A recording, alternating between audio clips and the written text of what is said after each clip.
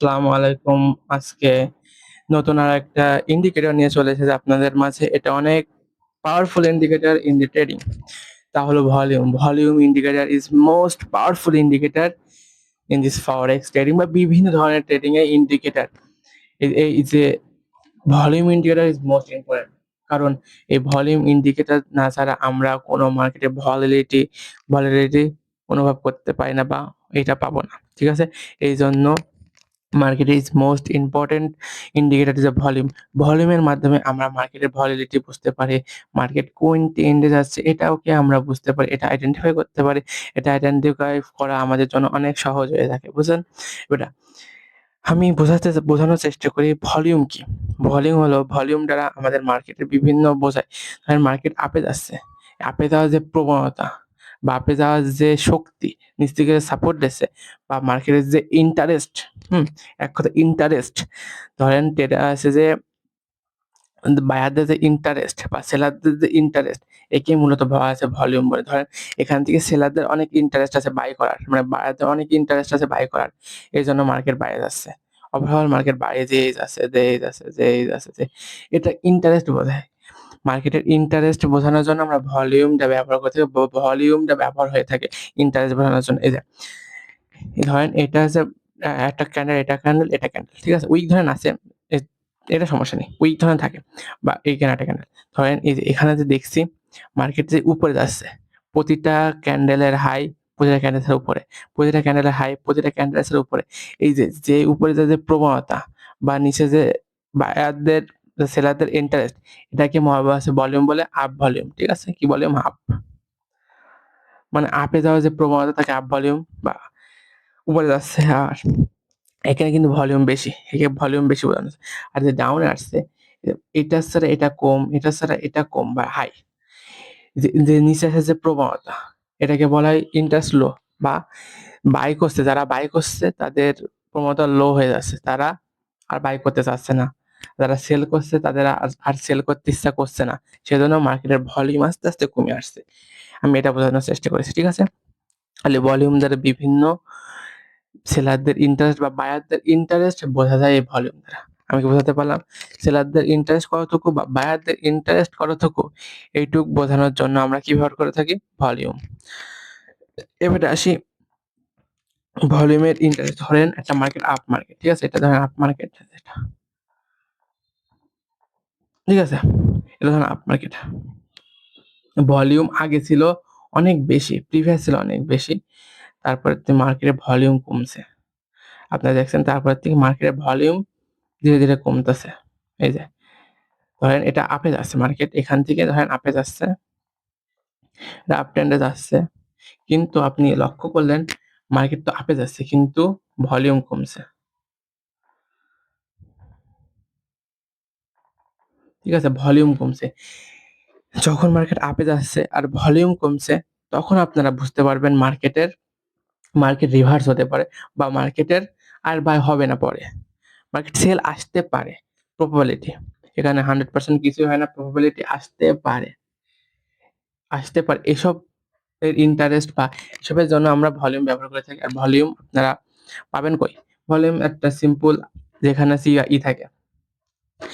যেখানে আছে ইন্ডিকেটর থাকে ওখানে যায়ে সুন্দর করে ভলিউম লিখে সার্চ দিয়ে ১ম টা যেটা চলে আসবে ওটাই ক্লিক করলে আপনারা এমন কিছু দেখতে পাবেন। এই যে এইগুলা পড়া দেখায় এমন কিছু দেখতে পারবেন। এগুলা মূলত ভলিউম। আমি এখানে প্রাথমিক আগে ধারণা দিয়ে দিই।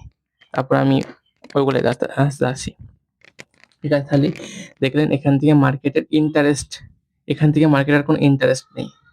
তাহলে যে মার্কেটে এতদূর কিন্তু ভালো ভলিউম ছিল। এই যে এখান থেকে ভালো ভলিউম ছিল। এই যে এখানে দেখা যাচ্ছে।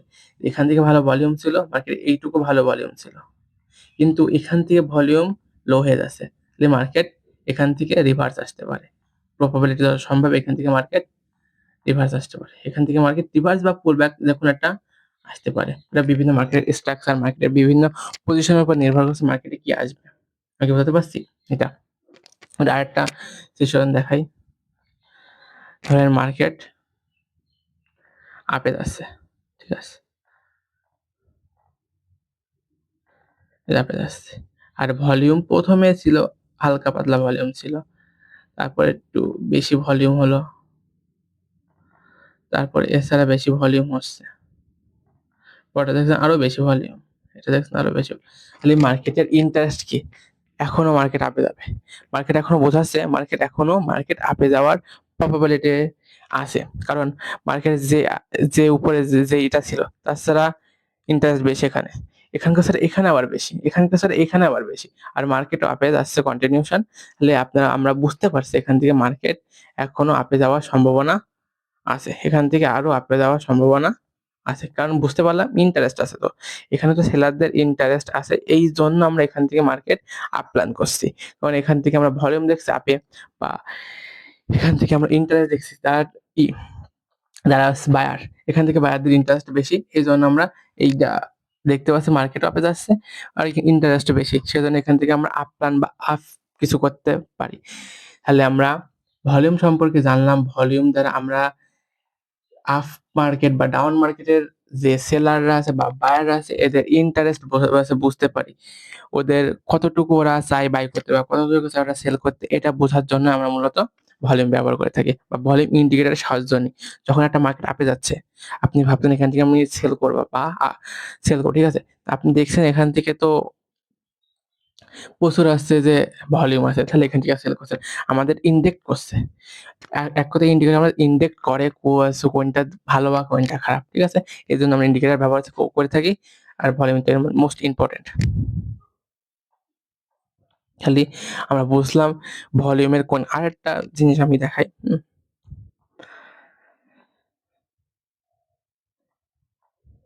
এটা তো আমি আপ দেখালাম, এবার ডাউন একটা দেখাই। ধরেন মার্কেট ডাউনে আছে। ডাউনে আসছে, ঠিক আছে? আপনি এখানে ভলিউম দেখলেন। প্রথম ভলিউমটা অনেক হাই ছিল। তারপরে ভলিউমটা একটু লো। তারপরে ভলিউমটা এসে লো। তাহলে আপনি এখানে বুঝতে পেরেছেন কি? মার্কেট ডাউনে আসছে, ঠিক আছে। কিন্তু মার্কেটের এই যে ভলিউম বা সেলারদের যে ইন্টারেস্ট এটা আস্তে, আস্তে কমে আসছে। এটা আস্তে, আস্তে কি হচ্ছে? কমে আসছে। ক্রমাগত কমছে। তাহলে এখান থেকে আপনি কি আর সেল করতে যাবেন? বাই খুঁজবেন। এবারে আরেকটা দেখাই।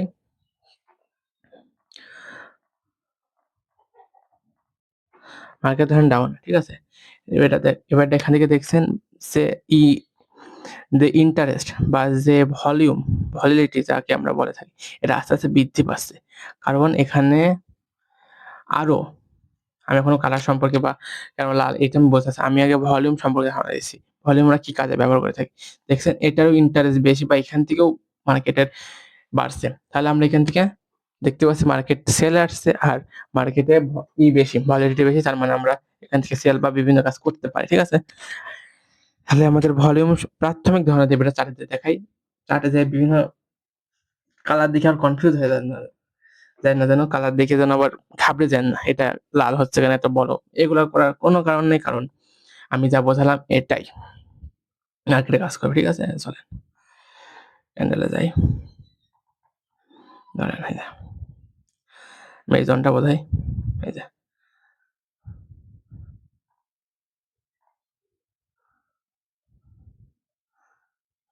কি আসলো? দেন এখানে আসি।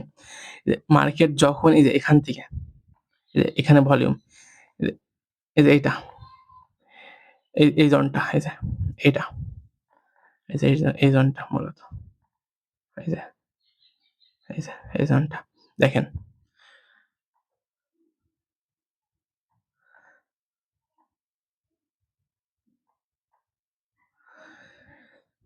মার্কেটে যখন এই যে এই ক্যান্ডেলটা তৈরি হয় তাহলে এই ভলিউমটা তৈরি হয়েছে, ঠিক আছে?